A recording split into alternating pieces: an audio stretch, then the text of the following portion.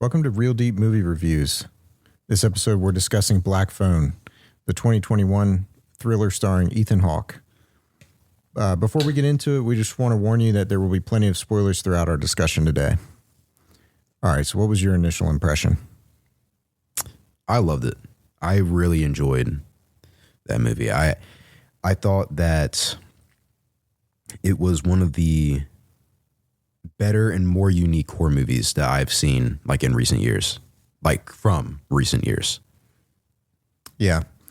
I had a similar take. I really enjoyed it. I thought the story was different than other horror movies, right? So it was kind of its own unique take on things. Yeah. And yeah, I think, it was scary, suspenseful. So yeah, I liked it. Mm-hmm. Yeah, I really enjoyed the acting from Ethan Hawke and from, I forget the actor's name, but the boy who played Finn. Yeah, Mason, I don't know if it's Thames or Thames. Yeah, they both did phenomenal. And even the dad was also great. Everybody and the little girl, everybody's acting in the movie was really great. And that's something that matters, right? If you want to sell a movie like this, you need good acting, and you get it. Everything's great. Ethan Hawke, I've never seen him in a role like this before, and I know that he actually talked about how he had part of why he had never played a role like this before, where it was a big villain type character, is because he didn't want to be stuck in that box. He didn't want to be classified as this character. And honestly, I can see why, because I feel like he would have been. I feel like he did such a great job that I could definitely see that happening. Where it's if you're somebody who doesn't know who Ethan Hawke is before this movie, I can guarantee you're always going to think about him as this character, because he does such a great job with it. He portrays we talked about in the Him movie, how Marlon Wayans did with his character. He does something similar where it's he's able to flip between this overly nice, simple man, and then being this angry, violent man. He's able to go back and forth. And the way he does it is there's obviously there's something wrong with him, right? There's something not right about this guy. And yeah, I thought he did it great. Yeah, even when he wasn't in, his kind of crazy mode, right? Mm-hmm. When he was speaking more calmly, he was creepy, right? He was this creepy weirdo who just, didn't necessarily look like if he didn't have the mask on, he wouldn't necessarily have looked like a weirdo, right? Yeah, but he was a creepy weirdo. And I actually like that too, how there were very few parts, but there was one part where his brother got home, and so he was closing the door, and you hear him yell up, and his voice sounds completely different. It's who's this? We have not even heard him talk in that voice yet. He yells up, and it's just a normal voice and a normal tone, and it's that's out of nowhere.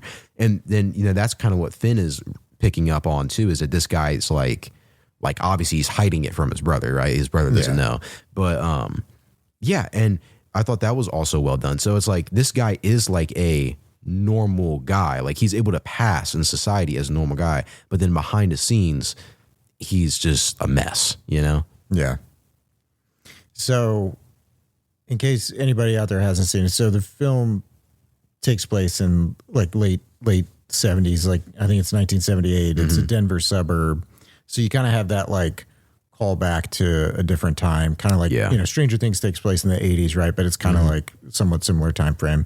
Yeah, well, a Stephen King book is the way I saw a lot of people kind of talk about the setup is bikes, small town, baseball, that kind of get that mindset, that's the feeling you get. Yeah, which is good. It's a nice setup for this, right? Because then you got this Ethan Hawke's character who they call the grabber, right? So he's going around and he's you don't know how long the period of time is that he's been doing this, but for some period of time, kids have been disappearing and they don't know who it is, and so they just the kids talk about it in the sense of there's this grabber and you got to watch out for this grabber, right? Yeah, talking about the boogeyman.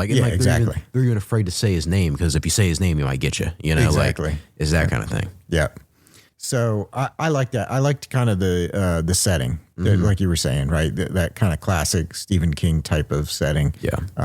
I thought that was pretty cool. And I like when horror movies, thrillers, there's something about them going back in time like that I feel like you can almost tell a better story than you can today. Like today everyone's got a cell phone and every cell phone's got a, GPS tracking and all that. Exactly. And it's got a camera on it and you can live stream and all this stuff. And you could do cool stuff with that in different types of movies, right? But you cannot tell that same type of story that you could have, 50 years ago, right? Yeah. Unless you kind of go back in time to that era. Yeah. Like this movie does. And I like that. I do like that as well. I really like the grabber's design. I guess his design's not very complicated. It's just like a mask and then just like clothes. But his mask, I really like the way they used the mask. I like how when he's just like nothing's really happening. And when you first see it, the mask is just like the little horns and like the eye holes. And then it's like honestly, it kind of reminds me like the ghost face kind of thing where it's like this long like jaw, but like it's blank. There's nothing there. Yeah. And then next time we see him, it's like there's this smile, and that's really creepy. It's like unsettling. It's like that's a creepy smile, right? Like kind of like a clown, right? And that's when he's being really nice. He has this smile. And then I forget if it was, I think the first time we see it with a frown, which is funny because it's just a normal frown. That frown is way scarier than the smile because now it's like when he has to frown, he's not happy. And when he's not happy, something bad might happen to Finn, right? Like now you're feeling fear for this kid. Like, oh my God, what's going to happen to him? And I know you see the frown one time when he's like standing in the shade, like not the shade, but in the shadow, right? You can't see his face. And he has a newspaper and he's asking him like, what's your name? Like he's trying to figure out like if he's going to lie to him or be honest. And well, Finn lies. And then the grabber throws down the tray and then he walks into the light and he has the frown on. And then he starts yelling and he's super mad. And then again, you see the frown on when he leaves the door open a crack and Finn's thinking about going upstairs. And I guess we'll talk about the whole supernatural element in a minute, but he doesn't go upstairs. And you do see the grabber sitting up there. He's sitting up there with his shirt off and his belt in his hand. And he has the frown on his face because he's ready for Finn to come up there and to like beat him with the belt because he's being bad and he's angry. So he's ready to be angry. He's setting the tone for like the story he wants to play out. Yeah, it was cool how they used the mask to communicate his internal emotions. I like that. I also like that the mask was like multiple parts. Right. Yes. Like sometimes like the part of his eyes is off and sometimes like the part of his mouth is off. I just thought it was just kind of a cool different take to it. Yeah. It was interesting. I did think that was unique and very cool. Yeah, I like that. I feel like it adds more to the mask, like you said. Like I think it makes it like more unique than just kind of your generic, like it's a full mask. Yeah, it became its own little character within the movie if you're paying attention, right? Yeah. And looking for it. So yeah, it was cool. I like that.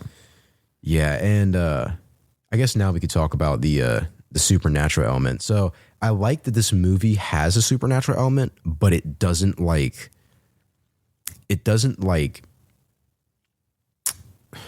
I don't know what word would be best for it, but the supernatural elements in the movie, it's not like it's like a ghost movie now. It's still like a real story. Like it feels real and raw, but like the supernatural element kind of enhances it. Like basically when Finn is down here in this basement, there's like this black phone, like the title, there's a black phone on the wall, and the grabber tells him the phone doesn't work. The lines cut, whatever, right? Well, the phone keeps ringing. And Finn can use the phone, and he talks to like on the other side, it's the unrested spirits of like the boys who had been caught by the grabber before and killed there. And the reason they were on that phone is because they were not at rest, like they weren't at peace, so they were able to communicate through it. And they give Finn tips, like they tell him, "Don't go upstairs. He didn't tell you could leave. Don't go upstairs. That's why he's trapping you, right? He's tricking you."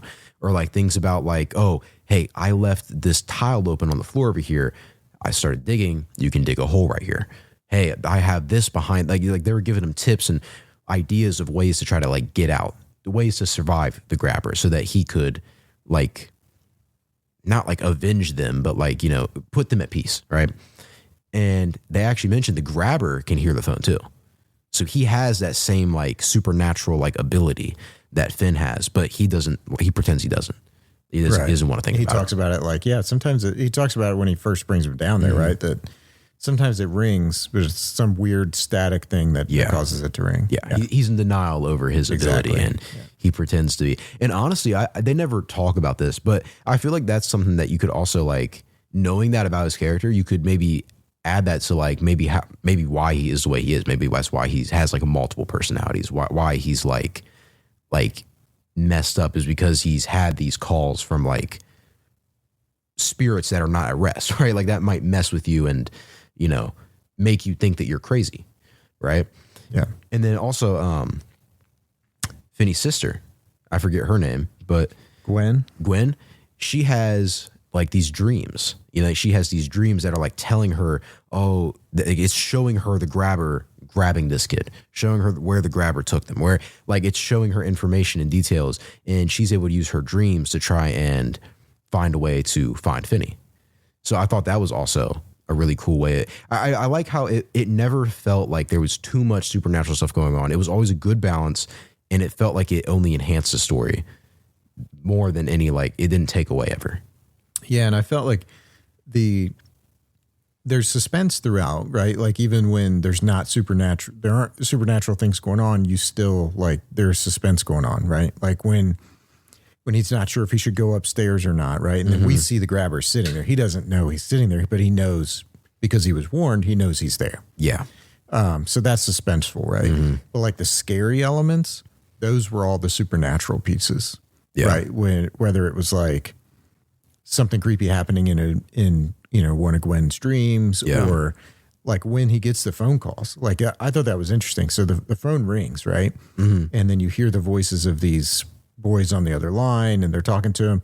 And then like at some point while he's having a conversation with them, there's like a jump scare where this like basically like you see the ghost of this, like Finney can't see it. Yeah. But we see the ghost of this kid who's like talking to him. And he's all, jacked up in whatever way that he was killed, right? Yeah. His face is all messed up. His body's all bloody and whatever. And it's always done in like a good jump scare way. So I thought that was cool. I liked how like that was the scare piece of it. And then the rest of it was just like there was good suspense throughout the rest of it, right? But like that was the scare factor.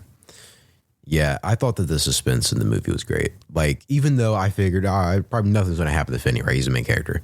But it still was suspenseful, and it still kind of like gets you on the edge of your seat where it's like, what's going to happen next, And you didn't really know. Yeah, I mean, you don't really know that there's nothing going to happen to Finn. Like, it could. But, I mean, I figured he'd be all right because he's the main character. But I also, something else I liked is that even though there weren't like a lot of like deaths in the movie, like I'm trying to think, I think there might have been that we like would have seen on screen. I think there might have only been 2, not counting like a flashback to like a former captured person. I think there only were 2. And the grabber and his brother, 2 that come to mind, right? Yeah, that's what I was thinking. Because you don't see the boys die. Yeah, and not on screen. And usually I would be like, oh, that's kind of like why do we only have 2 deaths in this movie, right? But honestly, I felt like it just, when they finally come, it feels so deserved. Like, it feels like now we're at the climax. Now things are really picking up, Now it's like, oh boy, somebody just died. Now what's going to happen, Yeah, and I think you see that come through in that moment when you have that climax and he kills his brother and then, and then he ends up dying. I really, I like that. I like that you didn't see the boys die, but like you see, because I feel like that adds suspense through the movie.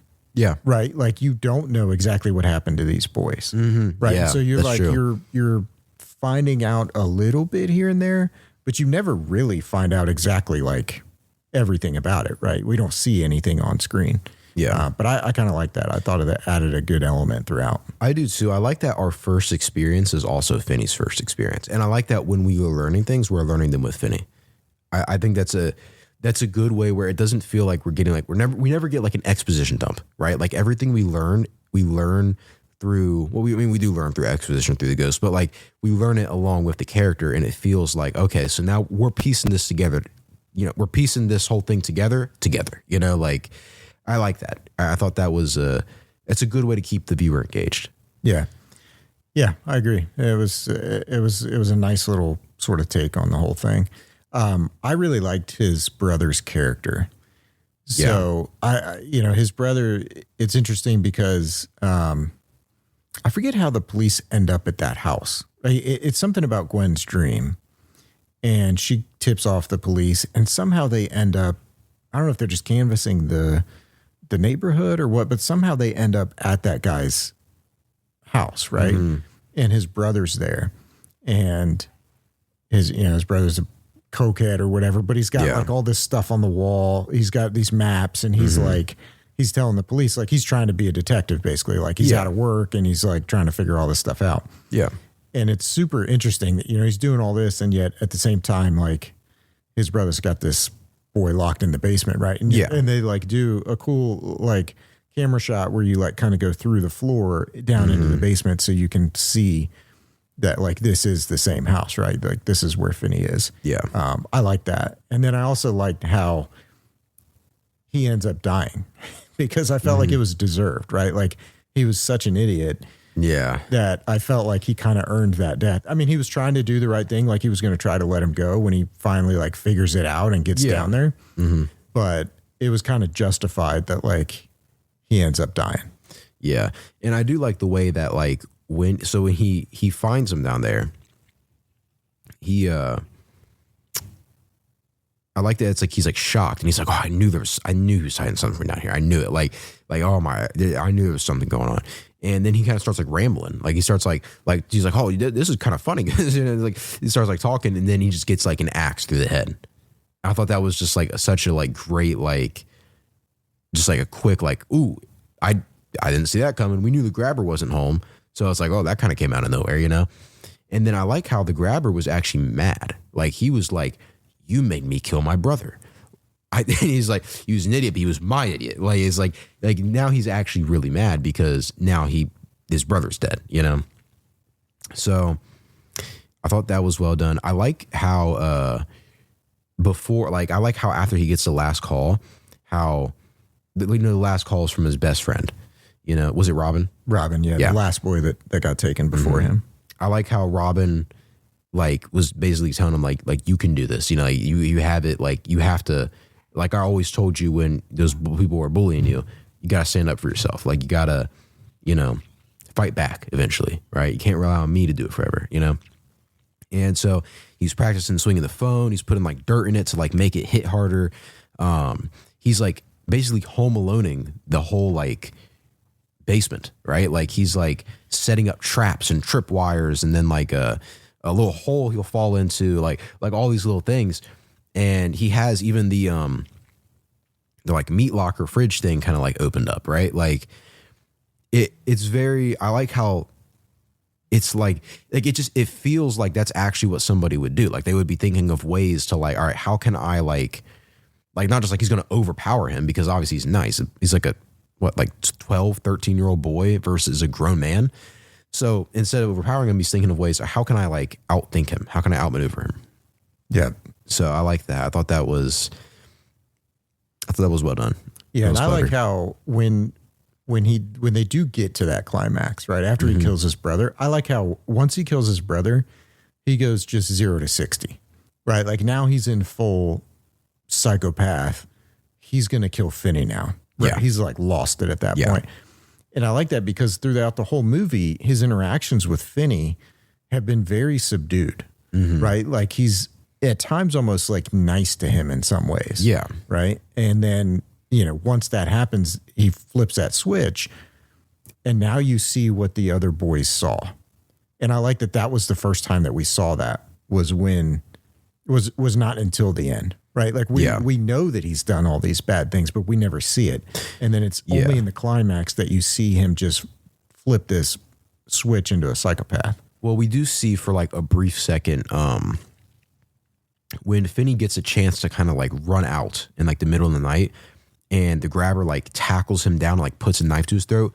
and then he does like kind of like yell, whisper in his ear, basically like you're like I will kill you, right? I will gut you in the street right here if you say anything, like if you make any sounds, I will get. So that's like the very first, but wasn't it? I think that he still didn't seem to want to kill him yet. Yeah, well, because it was after that. That was now he had what did the boy say? Now he had played naughty boy, right. So now he did that.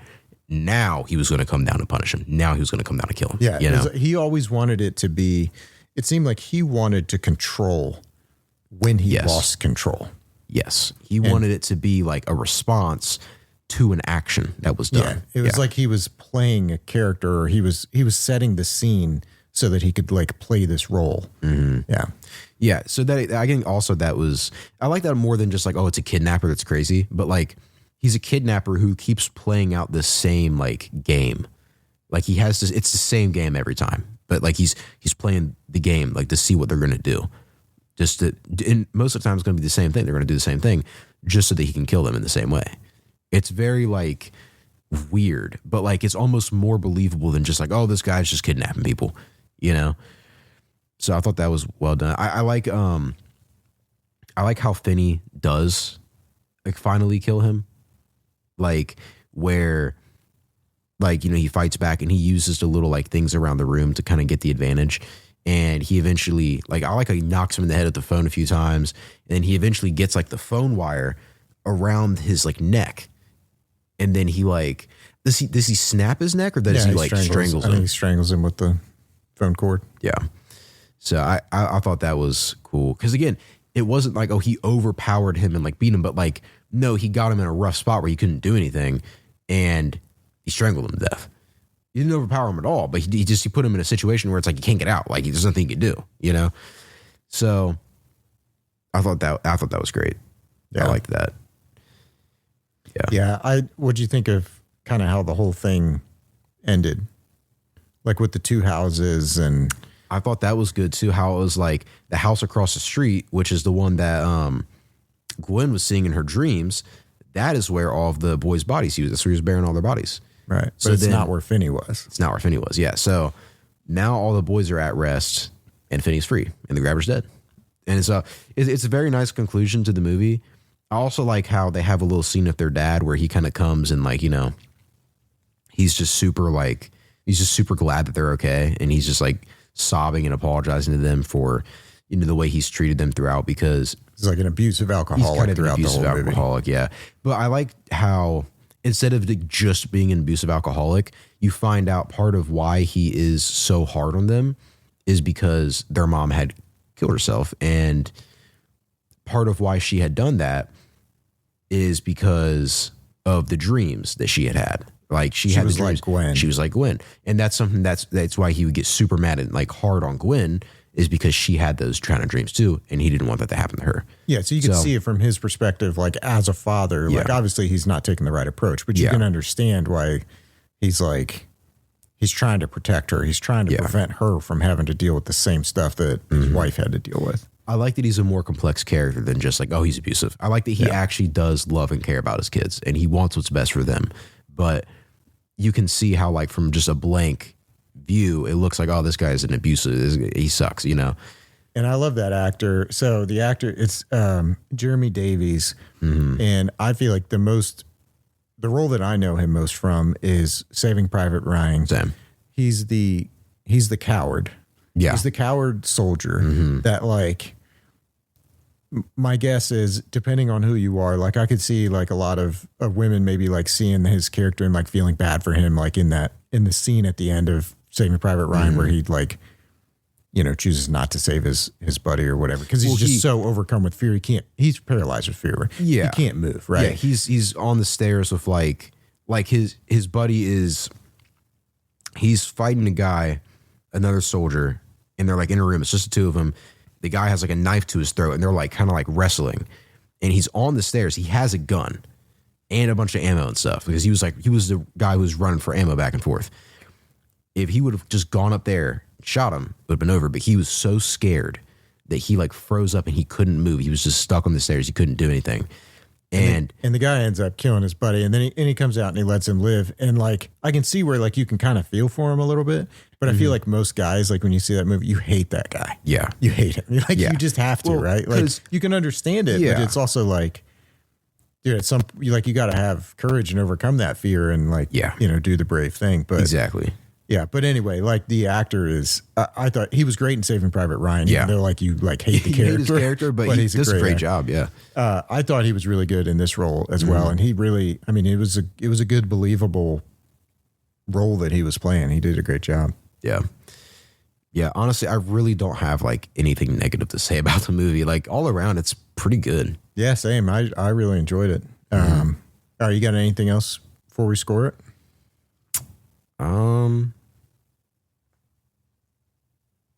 Well, I guess we could talk about, there's a sequel to it now. There's a sequel we're going to see. And which is our next episode. What do you think about a sequel? Because honestly, my opinion was I don't think there is any need for a sequel to this movie. I feel like it wraps itself up really nicely. And I wonder, like, will the sequel continue it in a way that, like, will it continue it in a smart way, or is it just going to be like, oh, so you made a sequel, it's just so you could, like, capitalize on this and make more money? Yeah, I'm interested to see that and see what we think of it. They don't need a sequel. Like, this movie stands on its own. Mm-hmm. It's really good on its own. Yeah. Can you do a sequel? Maybe. I mean, if you do it in the right way, yeah, you could make it work, I think. But but you definitely don't need it. This movie is really good standing on its own. Yeah. All right. So how are you scoring it? I feel like this is really high, but honestly, like a 9 or a 9.5. Like I don't think it's a 10. I feel like a 10 is like, that's like the best movie of all time. Right? Like that's probably too much, but I think it's really good. I really enjoy it. It's a movie I want to watch again, right? Everybody's performance was great. I think the story's great. I think that, I don't know, like the aesthetic and vibe of the movie is great. Like, just like, I really don't have anything negative to say about the movie, and I really liked it, and I want to watch it again. So to me, 9 or 9.5. Yeah, I would go 9 as well. And I think, all the stuff we talked about, right? The artistic choices I thought were really good. The performances by the entire cast were really good. There wasn't a single character in there that I didn't like or thought the performance was lacking. Yeah. The story itself was engaging and entertaining. Good amount of suspense. Good jump scares, well timed. The supernatural element I thought was handled well. It didn't overpower the movie, but it added a lot to it, right? Mm-hmm. And it really carried allowed the plot obviously to carry through. And I agree. I thought it was really good. Yeah, I definitely recommend people check it out. It's a really good movie. Yeah. All right, that does it for us. Be sure to check out our next episode, which will be Black Phone 2, and make sure you subscribe.